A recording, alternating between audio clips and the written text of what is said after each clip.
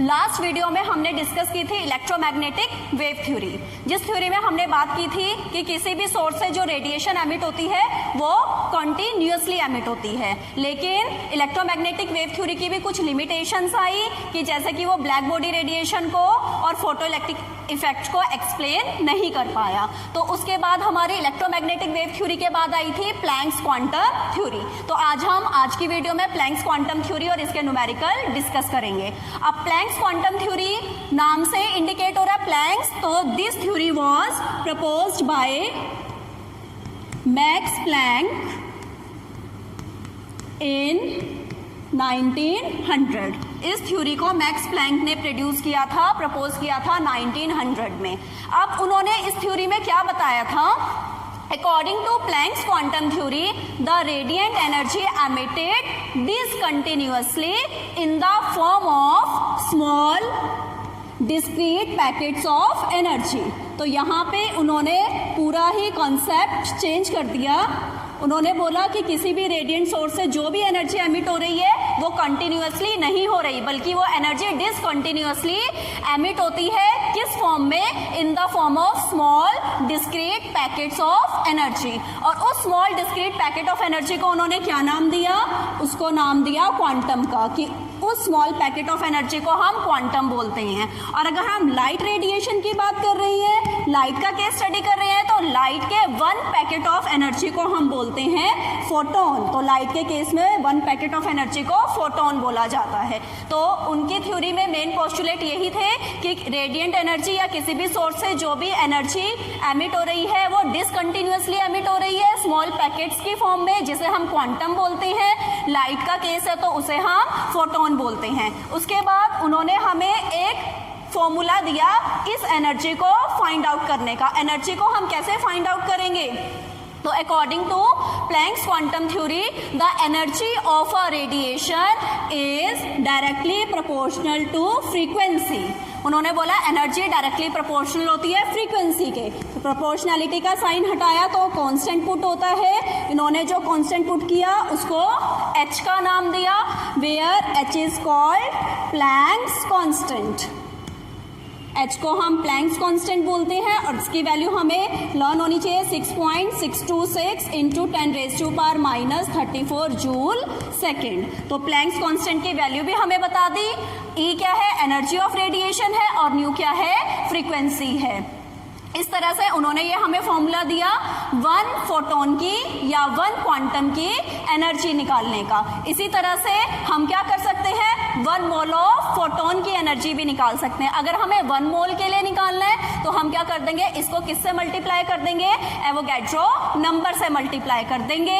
और इस थ्योरी को प्रपोज करने के बाद, ये फॉर्मूला डिराइव करने के बाद, उन्होंने टू फिनोमिनन एक्सप्लेन किए जो इलेक्ट्रोमैग्नेटिक वेव थ्योरी एक्सप्लेन नहीं कर पाया था। और वो फिनोमिनन थे, first is black body radiation and second is photo electric effect. तो सबसे पहले उन्होंने ब्लैक बॉडी रेडिएशन को एक्सप्लेन किया,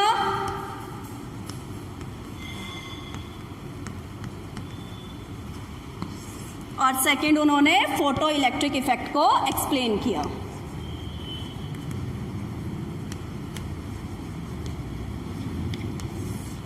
ब्लैक बॉडी रेडिएशन, अब ब्लैक बॉडी होती क्या है? An ideal body which can emit as well as absorb all the radiations of variable frequency.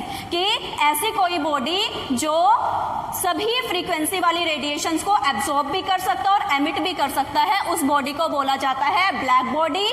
और ब्लैक बॉडी से जो भी रेडिएशंस एमिट होती हैं उन्हें बोला जाता है ब्लैक बॉडी रेडिएशन। अब ब्लैक बॉडी रेडिएशन के पीछे का कॉन्सेप्ट क्या था? पीछे का कॉन्सेप्ट क्या था? कि किसी भी सोर्स से एनर्जी आ रही है, डिसकंटिन्यूअसली आ रही है पैकेट्स की फॉर्म में, और जिसकी एनर्जी किस पे डिपेंड कर रही है? फ्रीक्वेंसी पे डिपेंड कर रही है। तो इसलिए ब्लैक बॉडी रेडिएशन का concept electromagnetic wave theory explain नहीं कर पाया था।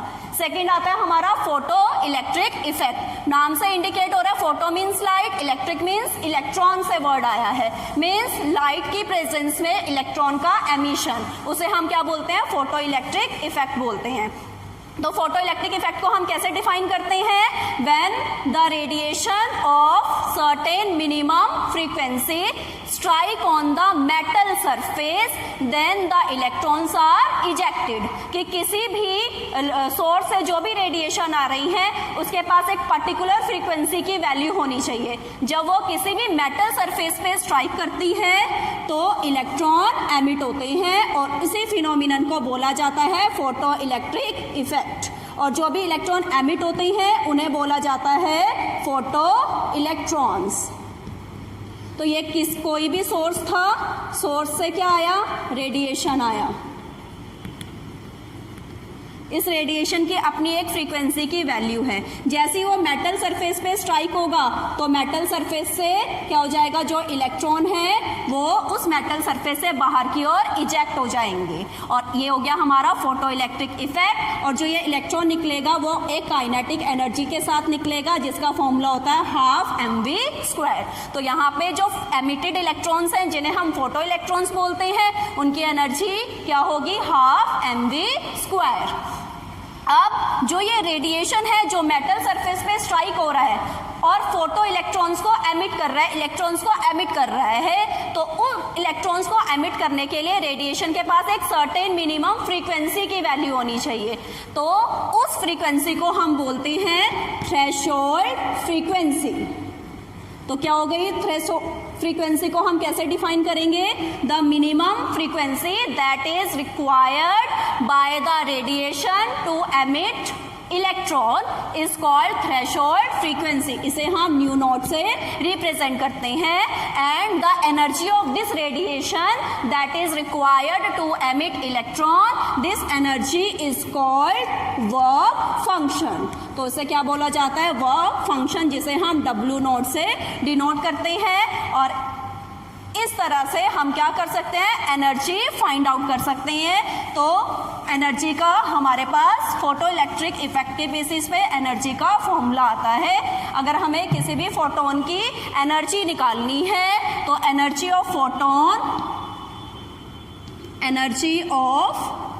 Photon will be equal to work function, जो कि क्या है हमारा? Energy required to emit electron plus जितनी वेलोसिटी से जितनी एनर्जी के साथ इलेक्ट्रॉन बाहर निकला, तो plus kinetic energy of electron. तो यानी कि total energy of photon E हो गया। वर्क फंक्शन को हम W नॉट या हम E नॉट से भी रिप्रेजेंट कर सकते हैं। तो E not plus kinetic energy. तो यहाँ से हमारे पास E का फॉर्मूला अभी क्या था? हमने h न्यू, E नॉट का फॉर्मूला हो जाएगा h nu not plus kinetic energy. अगर हमें इलेक्ट्रॉन के काइनेटिक एनर्जी निकालनी है तो काइनेटिक एनर्जी निकालने का एक फॉर्मूला ये भी हो जाएगा h nu minus h nu naught. और h कॉमन आ गया, h into nu minus nu naught, या half mv² is equal to h into nu minus nu naught. तो ये हमारे पास फॉर्मूला आ गया। अगर हमें फोटो इलेक्ट्रॉन्स की एनर्जी निकालनी है तब भी हम निकाल सकते हैं, रेडिएशन की या फोटोन की एनर्जी निकालनी है वो भी निकाल सकते हैं, और इलेक्ट्रॉन एमिट होने के लिए जितनी एनर्जी रिक्वायर्ड है वर्क फंक्शन वो भी हम इस फॉर्मूले से निकाल सकते हैं। तो इसी फॉर्मूला के बेसिस पे अब हम 3 न्यूमेरिकल डिस्कस करेंगे। तो फर्स्ट न्यूमेरिकल आता है हमारे पास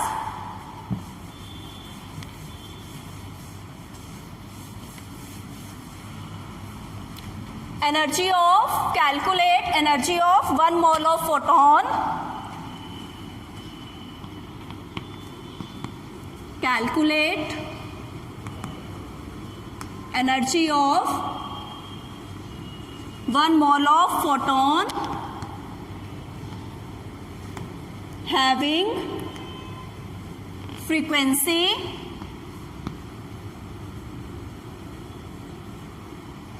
5 into 10⁻14 हर्ट्ज।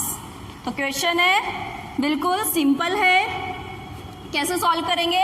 हमारे पास फ्रीक्वेंसी न्यू की वैल्यू गिवन है 5 into 10⁻14 हर्ट्ज। हमें क्या निकालना है?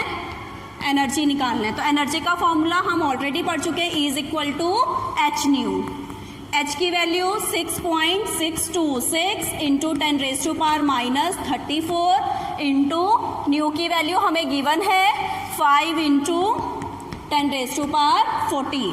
और जब हम इन दोनों को सॉल्व कर देंगे, ये एनर्जी हमारे पास सिर्फ 1 फोटोन की है अभी, तो एनर्जी ऑफ 1 फोटोन के लिए हमने फॉर्मूला किया था h न्यू, और जब हम इन दोनों को सॉल्व करेंगे तो हमारे पास आ जाएगा 3.313 इंटू 10⁻⁻19 जूल।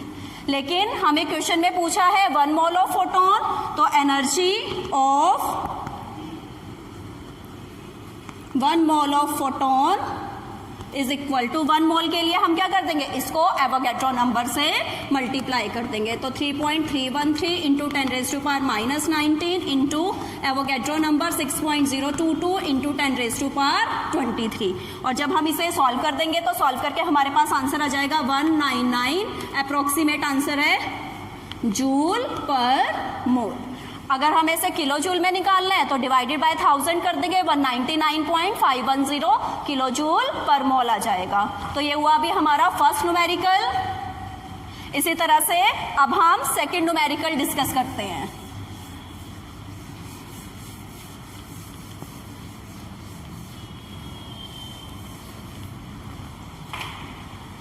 सेकंड न्यूमेरिकल है a 100 watt bulb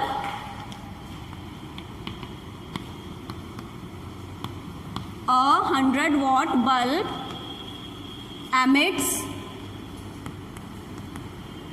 monochromatic light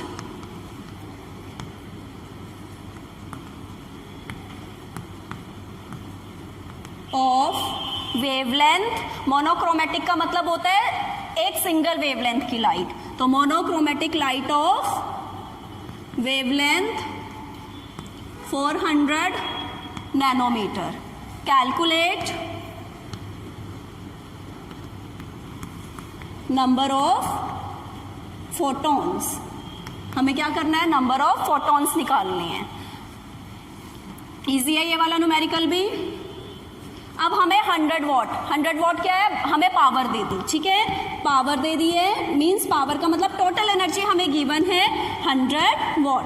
what की यूनिट क्या होती है, जूल सेकेंड, तो क्या हो गया 100 जूल सेकेंड हो गया, ठीक है। अब हमें क्या दे रखा है, दूसरी चीज हमें वेवलेंथ गिवन है, lambda is equal to 400 nanometre. SI unit में यूज करते हैं 400 इंटू 10⁻⁹ मीटर। वेवलेंथ भी आ गई, नंबर ऑफ फोटॉन्स निकालने हैं, लेकिन नंबर ऑफ फोटॉन्स के लिए पहले हमें क्या पता होना चाहिए, एनर्जी ऑफ 1 फोटॉन पता होना चाहिए। तो सबसे पहले हम क्या निकालेंगे, एनर्जी ऑफ 1 फोटॉन, और हमने एनर्जी का फॉर्मूला किया है h न्यू, लेकिन हमारे पास न्यू तो यहाँ पे है ही नहीं, हमारे पास तो लैम्डा है। लेकिन हम अपने प्रीवियस लेक्चर में पढ़ चुके हैं फ्रीक्वेंसी का फॉर्मूला क्या होता है, nu is equal to c by lambda होता है। तो बस हमने क्या करना है, न्यू का फॉर्मूला पुट कर देना है h c बाय लैम्डा। अब वैल्यूज पुट कर देंगे, h की value Planck's constant 6.626 into 10⁻⁻34 into c velocity of light 3 into 10⁸ divided by lambda 400 into 10⁻⁹ और जब हम इस पूरी कैलकुलेशन को सॉल्व करेंगे तो हमारे पास आएगा 4.9 इंटू 10⁻⁹ जूल। एनर्जी की यूनिट जूल होती है, ठीक है। अब एनर्जी ऑफ 1 फोटोन आ गया, लेकिन अभी हमें नंबर ऑफ फोटॉन्स निकालना है। तो अब क्या करेंगे, नंबर ऑफ फोटॉन्स निकालने के लिए जैसे मैथमेटिक्स में हम निकालते थे नंबर, तो क्या करते थे, टोटल डिवाइडेड बाय 1। तो हमारे पास दोनों ही चीजें हैं, हमारे पास टोटल एनर्जी भी है 100 जूल सेकेंड, टोटल एनर्जी भी है हमारे पास, और हमारे पास 1 फोटोन के लिए भी है। तो हम क्या कर देंगे, नंबर ऑफ फोटॉन्स निकाल देंगे। तो नंबर ऑफ फोटॉन्स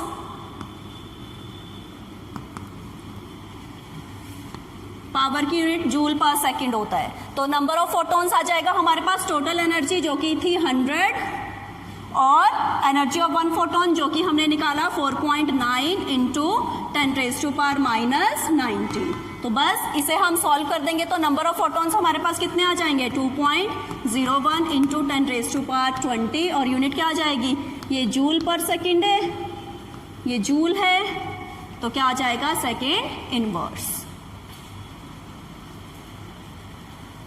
अब हम डिस्कस कर रहे हैं question number 3.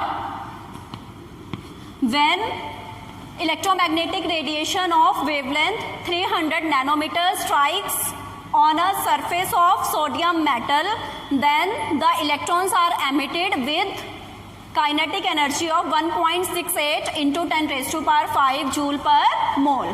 What is the, अब इन्होंने क्या बोला कि इलेक्ट्रोमैग्नेटिक रेडिएशन स्ट्राइक हो रहा है जिसकी वेवलेंथ यानी कि लैम्डा हमें गिवन है कितनी, 300 नैनोमीटर. मीटर में कन्वर्ट कर लेंगे, 300 into 10 raise to power -9 metre. और उसने बोला है कि जो इलेक्ट्रॉन एमिट हुआ है कितनी काइनेटिक एनर्जी के साथ, kinetic energy of electron given है कितना, 1.68 into 10 raise to power 5 joule per mole, यानी कि 1 मोल के लिए. ठीक है. अब उसके बाद उसने क्या बोला है, पूछा क्या है, what is the minimum energy required to emit the electron. Electron emit करने के लिए मिनिमम एनर्जी यानी कि E0 निकालना है. और दूसरे पार्ट में उसने पूछा है what is the maximum wavelength that cause photo electron to be emitted. Means maximum wavelength मतलब हमें वो वेवलेंथ भी चाहिए जिससे फोटो इलेक्ट्रॉन एमिट होंगे. तो फोटो इलेक्ट्रॉन को एमिट होने के लिए फ्रीक्वेंसी चाहिए μ0, एनर्जी चाहिए E0, तो वेवलेंथ चाहिए होगी हमें λ0. तो ये दो चीजें हमें फाइंड आउट करनी है. तो सबसे पहले हम एनर्जी निकालते हैं क्योंकि हमने यहाँ पे फॉर्मूला पढ़ा है जो हमें अप्लाई करना है, E = E0 plus kinetic energy. ये हमारे पास गिवन है, E0 हमें निकालना है. तो सबसे पहले मतलब ये हमारा जो क्वेश्चन में पूछा गया E हम निकाल सकते हैं गिवन कंडीशन से. तो सबसे पहले हम E निकालते हैं, एनर्जी ऑफ 1 फोटोन. सबसे पहले 1 फोटोन के लिए आएगी.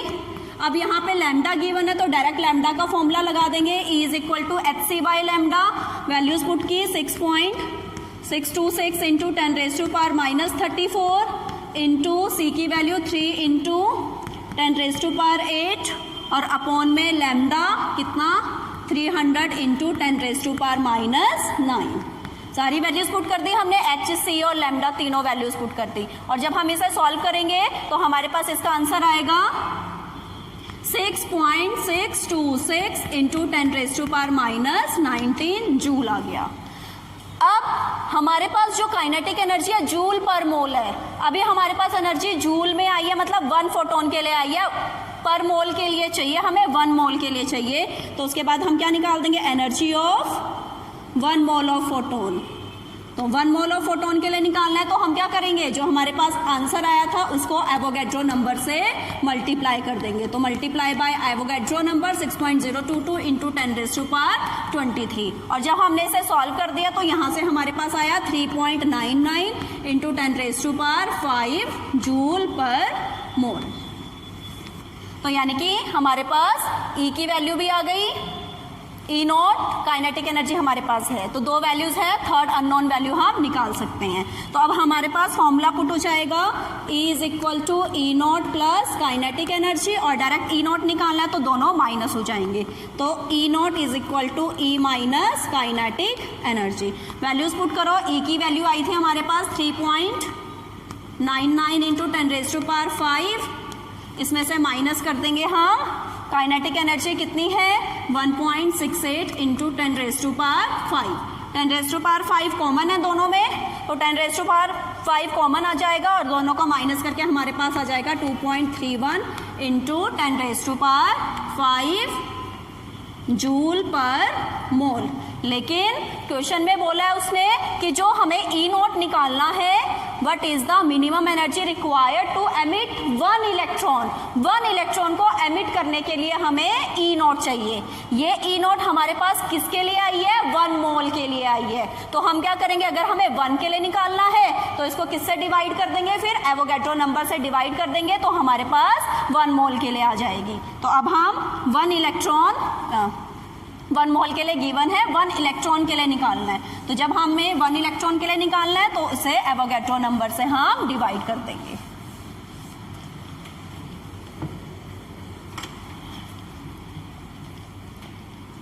तो E0 फॉर 1 इलेक्ट्रॉन, 1 इलेक्ट्रॉन के लिए क्या हो जाएगा, 2.31 इंटू 10 रेज़ टू पावर 5. ये 1 मोल के लिए थी तो बस डिवाइड कर देंगे एवोगैड्रो नंबर से. तो जैसे हमने डिवाइड कर दिया और दोनों को सॉल्व करके हमारे पास आंसर आ जाएगा 3.84 इंटू 10⁻⁻19। अब ये जूल आ जाएगा, पर मोल हट जाएगा, ठीक है। तो ये ई नॉट की वैल्यू आ गई हमारे पास, इतना जूल आ गया।